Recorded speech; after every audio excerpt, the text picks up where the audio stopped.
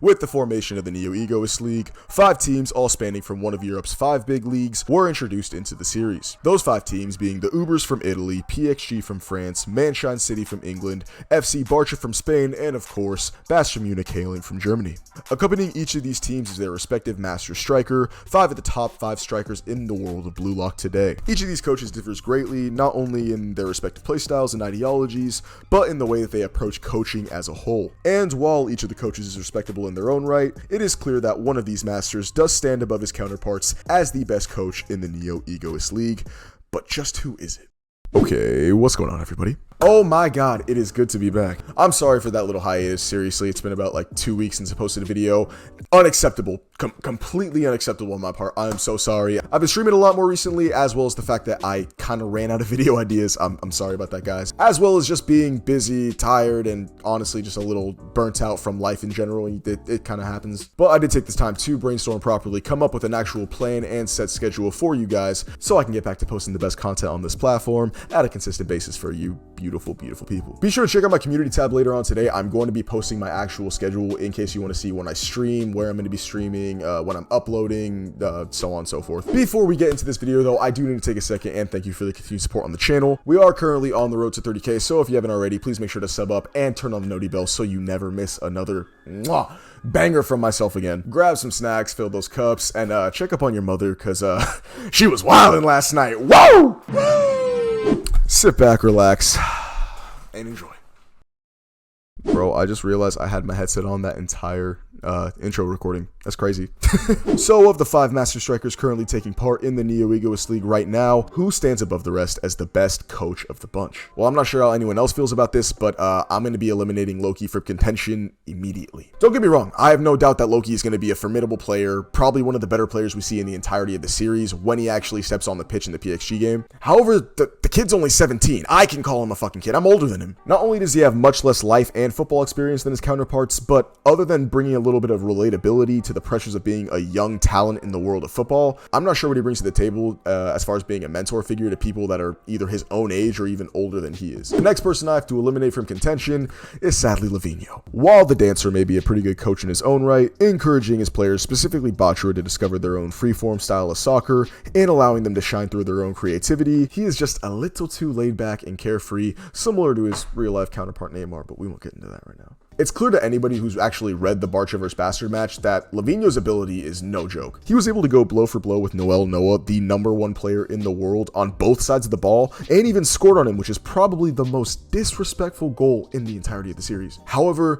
he is just a little bit too unserious and laid back in not only his coaching style, but his play, keeping him from being the #1 in both aspects of the game. Hold on to your underwear, people, because shockingly, we're getting rid of Noel Noah next. It may seem a little crazy to put not only the world's #1 player, but also the coach of the main character of the story at the 3rd spot amongst the best coaches in the series, but it's honestly the truth and you have to admit it. While Noah instructs his team to play the most rational of the other coaches, it isn't reflected in the results that his team yields. His star New Gen 11 striker hates him and goes against what he says 99% of the time. He's aware of the clear rift in the team play and encourages it rather than solving the issue and bettering the team's situation overall. And more than anything, he's honestly like an absentee parent in this case, opting to allow the players to figure things out for themselves and resolve any issues they have on their own. In terms of Blue Lock specifically, this does make sense and it probably would fit the egoistic coaching style that most of these players are looking for. I guess it truly does speak to Noah's egoism at the end of the day, but I see it as an overall detriment to his coaching ability, giving him this #3 spot. So this brings it down to 2 individuals, the coaches of Mannheim City and the Ubers respectively. When taking a look at the coaching styles and mindsets of both Chris Prince as well as Mark Snuffy, a parallel can be drawn between the two. In the case of Chris Prince, he is the perfect physical specimen. Thus, his training and coaching philosophies reflect striving for peak physical condition. We see as the world's #2 closely examines the physique of each player on his team. From here, he met with each of them specifically and tailor-made a training regimen for every single player. Some wild shit if you ask me. I could imagine keeping track of all those dudes' bodies. pause. Further than simply caring about their physical ability though, Chris actually does care about the players' goals and ambitions, as he's a man who looks to better himself day in and day out, constantly going through life acting upon the will of his ideal Chris Prince. Now, after all of this glazing, it's going to be hard to see anybody being considered a better coach than the world's number 2, but similar to his ranking in football, he is the number 2 best coach in the Egoist League, and that's due to the one detriment he has, that being his selfishness. While he may be an excellent coach who pushes a healthy lifestyle and mindset on his players to make them the best versions of themselves, he values being center stage more than anything else. More than straight up ego here, Chris is a fucking clout chaser, I'm not even gonna lie. This selfishness can lead to him making some rash decisions at times, affecting not only his play, but overall judgment, such as when he was so blinded at the thought of devouring Noah in the Manshine City game that he was stopped by the hero of Blue Lock, a mere minnow in the face of the Great White Prince. Again, he is a very, very good coach. So much that he is above Noah, above Lavinho, above Loki, but he's sadly not the number 1. This leaves us with one master striker remaining, the most recent coach to be introduced and my choice for the best coach in the entirety of the Egoist League, the Crown Messenger, Mark Snuffy. So I may be jumping the gun here just a tiny bit, but I don't think I'm wrong in this one. From the moment that he's introduced, we learn that Snuffy is a strategic genius who specializes in one thing above all else: winning. Upon the Blue Lockers' arrival at the Uber's facility, Snuffy had already prepared a game plan for each and every one of his players based on their individual playstyles, with instructions on exactly what to do in order to achieve success in quite literally every single possible outcome that they may face in the match. I mean, like, come on, that's fucking legendary, bro. This is what coaches dream of being able to do, and this is what players dream of being able to have as a coach. Alongside his Batman level prep time accompanies his business-like philosophy that he's led the Ubers with up to this point. To put it simply, Snuffy sees not only the Ubers, but football itself as a business. One where the team is the company, he being the coach is the boss, and the players are his employees. As the boss, it's Snuffy's job to prepare his employees, those being his players, for anything that they might come up against on the job. If there's an error made or something goes wrong,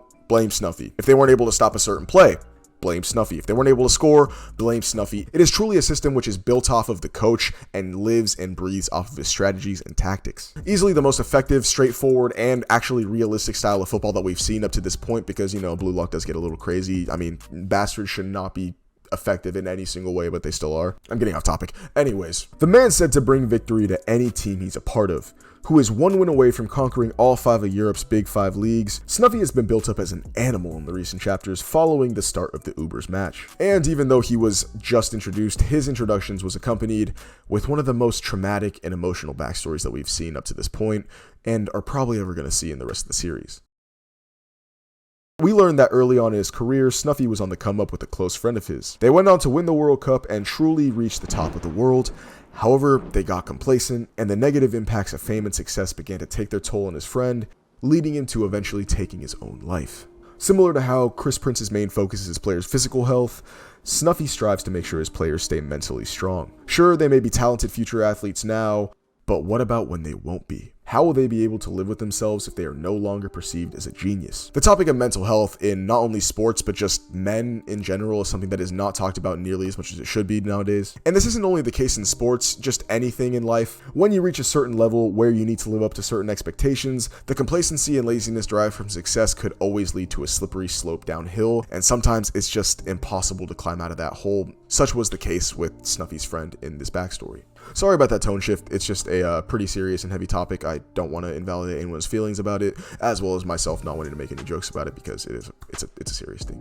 But still, we push. More than simply caring about the mental health of his players, Snuffy is genuinely just a good dude and cares about people. This can be seen not only when he lectures Barrow on the importance of his philosophy, but in the backstory we get to see of Lorenzo, a simple street rat plucked from his tragic existence as a lowlife, having his life changed in an instant in exchange for playing football under Snuffy. It's clear that more than his peers, Snuffy truly cares about the players on his roster and will go out of his way to do anything that he can for them. Pair this deep care for his players with his next level planning and preparation, then finally plug that into the business-like philosophy that he plays football with, and you have yourself the best coach in the entirety of the Egoist League.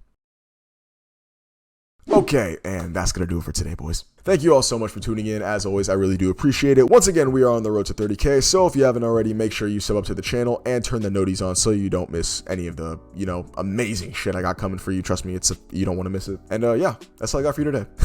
Love you guys. Take it easy.